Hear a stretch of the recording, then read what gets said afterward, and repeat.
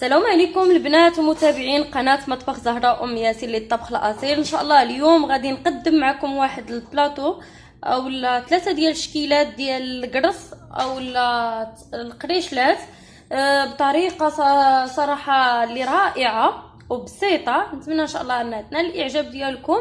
كما تلاحظوا معايا اليوم غادي نقدموهم معكم رطبين صراحه زايد محمرين على جوج جهات. تلاحظوا من الداخل كي دايرين هما بالدقيق ديال الزرع وبدقيق الزرع والدقيق العادي مع القليل ديال النافع والجنجلان. غادي ندوزو ان شاء الله المقادير اللي كالتالي والطريقه، وان شاء الله نتمنى انهم ينالوا الاعجاب ديالكم وتجربوهم وخليكم معايا. كالتالي معلقه ديال الزبده، معلقه صغيره ديال الخميره الفوريه، بيضه وحده، جوج ديال الخمارات حمرين، واحد ساشي ديال سكر الفاني، عندي شويه ديال الجنجلان وشويه ديال النافع، عندي نص كاس ديال السكر كما كتلاحظوا معايا، عندي نص كاس ديال الزيت، كاس كبير ديال الحليب اللي كيكون دافي. وللتزيين عندي غادي نديرهم نزينهم باللوز ايفيلي، وغادي نزين بشويه ديال الجنجلان، وغادي نعمرهم بالشكلاط من الداخل. انا درت واحد البيضه اللي فيها شويه ديال السكر يا ربي شويه ديال نيسكافي. والدقيق عندي جوج الانواع ديال الدقيق، عندي الدقيق الابيض العادي وعندي الدقيق ديال القمح، هما اللي غادي نحتاجو. نسيت ما حطيت شويه ديال المزهر غادي نجيبو لان به غادي نسم وهو سكر كلاصي. نتمنى ان شاء الله ان ينال الاعجاب ديالكم وتجربوهم. دابا غادي ندوزو على الطريقه ديال الاعداد ديال هاد القريشلات اولا القرص اللي كيكونوا بريستيج بطريقه خاصه. اول شيء غادي ناخذوا الدقيق ديالنا، لاحظوا نديروا الدقيق، غادي ناخذ الدقيق ديال القمح ندير القليل منه مثل تلاحظوا. غادي ندير هاد المعلقه ديال الزبده، غادي ندير السكر على حساب نتوما الا بغيتوهم حلوين غادي تعمروا الكاس، بغيتو عاديين غادي ندير هاد نص كاس ديال الزيت. نحاول ندير واحد الحفره.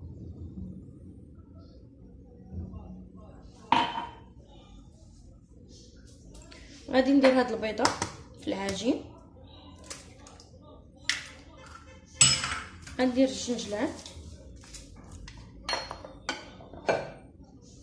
والنافع. شنو غادي نزيد؟ هاد الخميره هادي غادي نديرها في هاد الكاس ديال الحليب باش تتفاعل. غادي نخلطو مزيان،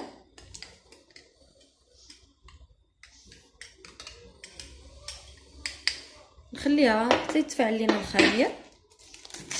غادي نزيد جوج ديال الخميره 8 غرام كما لاحظتوا راه كيحتاجوا الخميره، لذلك البنات ديروا جوج ديال الخمارات. هذا هو العبار اللي كندير دائما. وبالنسبه للخميره العاديه الفوق ديال الحبيبات هذيك كندير فيها معلقه غير صغيره. غادي نجمعهم انا غير بالحليب فقط. غادي نزيد واحد نص كاس ديال مازهر، وهذا من بعد ما تفاعلت لنا الخميره كما كتلاحظوا معايا في الحليب. غادي نكب كلشي الخليط هنا، نزيد واحد الكاس.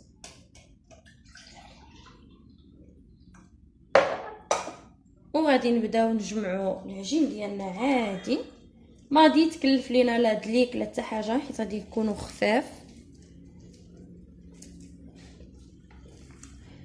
كنفضل انا دائما نعجنهم بيدي لان ما كيطلبوش شي دليك ولا شي جهد. بان لي ديك الكاس ديال الحليب راه كافي. انا كنخليهم جاريين البنات حيت هما اين فوا غادي يخمروا كيشرب الدقيق كيشرب صافي. غادي نستمر في العجينه، ما غاديش ندير لكم شي دليك، فقط انني غادي نجمعهم كما لاحظتوا وغادي ندهنهم بشويه ديال الزيت ونخليهم يرتاحوا. راه ما غادي نزيد لا حليب دابا ولا دقيق ولا حتى حاجه، نخليهم بهذا الحجم هذا فقط انني غادي نحاول ندخل فيهم هاد الزبده والزيت يتجانس مزيان وديك البيضه وكل شيء، وغادي نجمعهم شويه ديال الزيت ونغطيهم نخليهم يرتاحوا وندوزو للتتمه ديال الفيديو.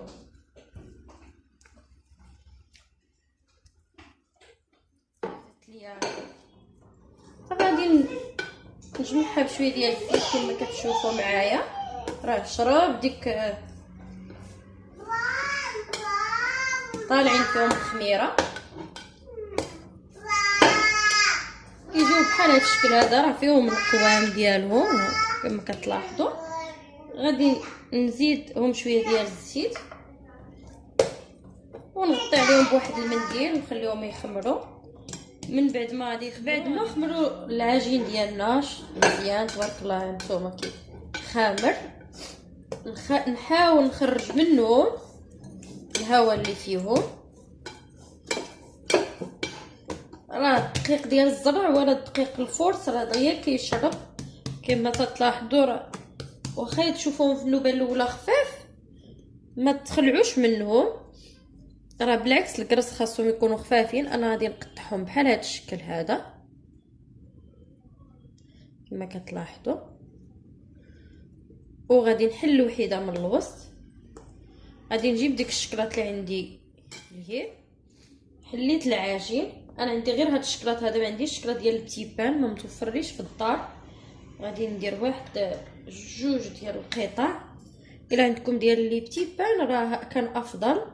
صافي البنات نحاول نجمعهم هكا بهذه الطريقه هذه بحال جميع الكرص اللي كنصوبوا هكا، وغادي نسلهم شويه بيدي باش ما يجيونيش مدقسين من الداخل بحال هاد الطريقه هذه.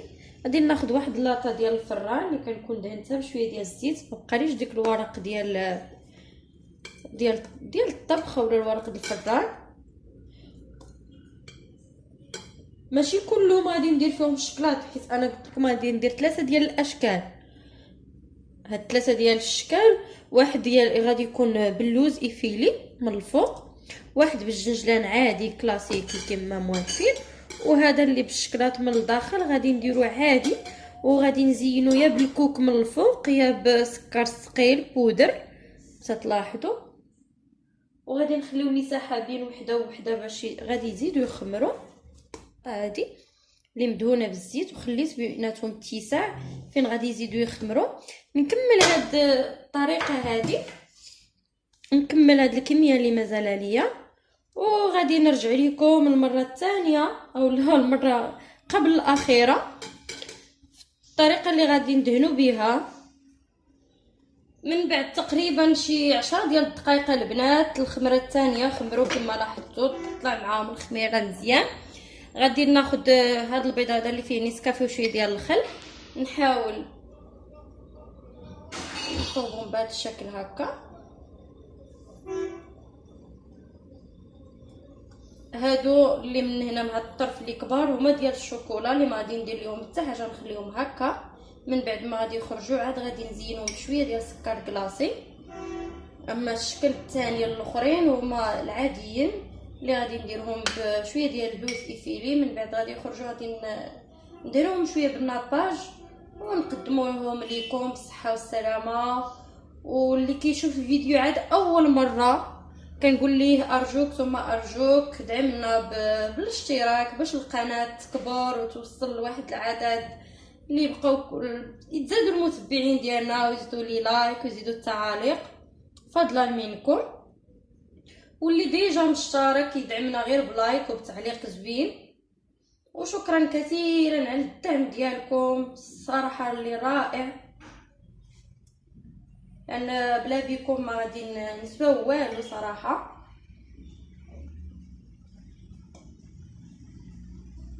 وان شاء الله نتلاقاو مع تحضيرات ديال الشهر الكريم ديال رمضان. دابا البنات غادي نزين هاد 3 هادو راهم فيهم الشكلاط ما غادي ندير لهم والو. هادو غادي ندير لهم شويه ديال الجنجلان بحال هكا، هما عجين واحد ولكن كيختلفوا غير في التزيين هكا، كيعطي تشكيله وهاد الثانيين هادو غادي ندير لهم لوز ايفيلي بحال هكا. من بعد راه غادي يتحمر، من بعد غادي نسقيه شويه بالناباج باش يعطي غير الديكور، يجي فيه غير ديك اللمعه. صافي البنات، لهنا غادي نقول لكم استودعكم الله الذي لا تضيع ودائعه. نتلاقاو ان شاء الله مع صور نهائيه ديال هاد الكريسات صراحه اللي كيكونوا بريستيج غير بالحليب ومزينين بابسط الاشياء، ولكن كيعطيو منظر اخر. كما غادي تلاحظوا معايا البنات، الكريسات ديالنا وجدوا نتا تشوفوا رطبين بزياده. هذا هو الشكل النهائي ديالهم، كيجيو محمرين من التحت ومن الفوق ورطبين بزايد. غادي نقدمهم بهذه الطريقه هذه. هادو ديال الشوكولا 3 ديال الانواع، وهادو ديال اللي باللوز نديروهم في هذا الشيء وهادو اللي بقاو ليا غادي ناخذ شويه ديال الناباج، وغادي ناخذ شويه ديال الكوك وغادي نزين بهم.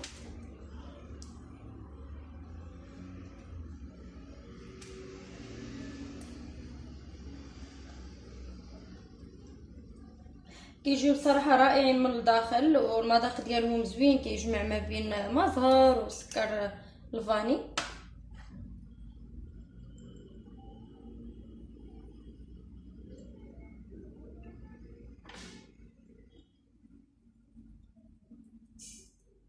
صافي البنات، هذه هي الطريقه اللي غادي نكمل بها انا التزيين ديال هاد البلاطو ديال القريشلات اولا، ونخليكم مع نهايه الفيديو مع الصور الاخيره ديال التقديم.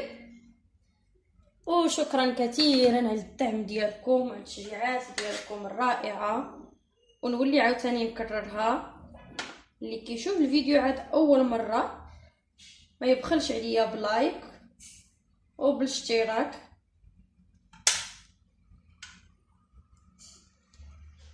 هذا البنات راه الكوك مطحون مزيان بحال البودر، وانا تنزيد نصفيه بهذا.